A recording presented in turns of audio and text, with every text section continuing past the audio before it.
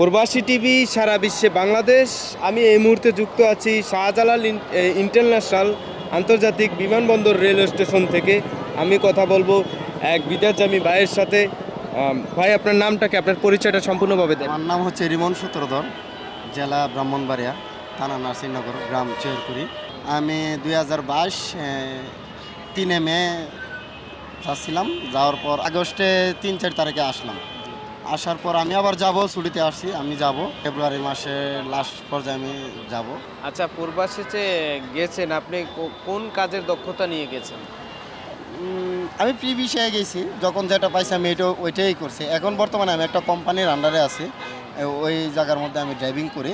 এখন বর্তমানে ফ্রি বিষয়ে যাওয়া ভালো না কোম্পানির বিষয়ে যাওয়া ভালো? কোন বিষয়ে সুযোগ সুবিধা ভালো আর কি, যদি আমাদেরকে একটু বলতেন।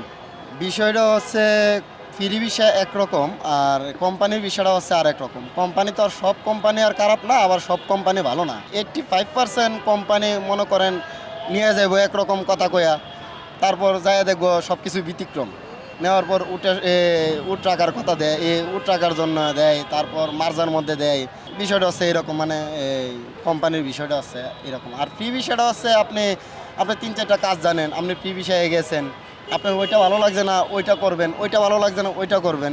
ওই সব কিছু আপনার ব্যক্তিগত একটা ব্যাপার। বিষয়টা হচ্ছে আপনি ফ্রি বিষয়ে যাবেন, 3 মাসের ভিতরে আপনি একটা কাফেলা হইতে পারবেন। যে কোনো একটা আপনি যে কাজ জানেন এই কাজের উপলক্ষে একটা কাফেলা হইতে পারবেন। বিষয়টা হচ্ছে এইরকম। আমি যতটুকু মনে করি যে ফ্রি বিষয়ে যাওয়া ভালো। যারা কাজ জানে, 2-3টা কাজ জানে, যারা কষ্ট করতে পারে, ওরা সব কিছু বুঝে সেরে একটা কপিলের কাছে কাফেলা হইলো। আমি মনে করি ফ্রিটাই ভালো, মানে আমার ব্যক্তিগতভাবে বললাম আর কি। তবে যারা নতুন যাচ্ছেন ওরা যেন মানে ফ্রি বিষয়ে যায়, যাওয়ার পর ওরা যে কাজ জানে ওই কাজের উপলক্ষে আপনি কাবেলা হইতে পারবেন। কিন্তু কোম্পানিটা তো কাবেলা হইতে পারবেন না, কারণ আপনি কোম্পানির বিষয়ে গেছেন। ওইটার থেকে আপনি বের হইতে গেলে আপনারা হুরুপ মারবো।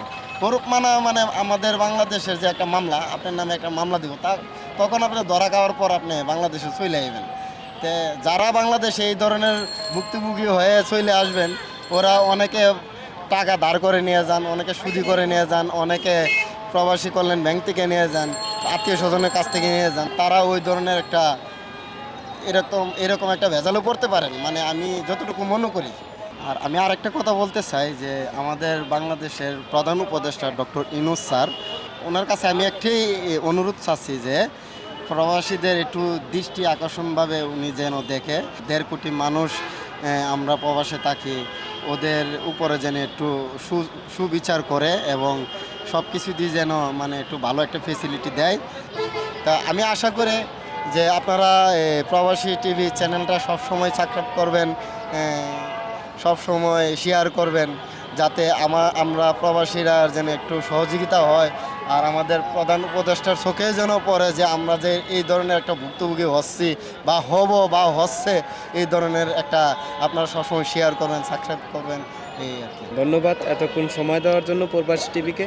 এই মুহূর্তে আপনাদের সাথে যুক্ত ছিলাম শাহজালাল আন্তর্জাতিক বিমানবন্দর থেকে মোহাম্মদ শাহিন মাঝি, প্রবাসী টিভি সারা বিশ্বে বাংলাদেশ।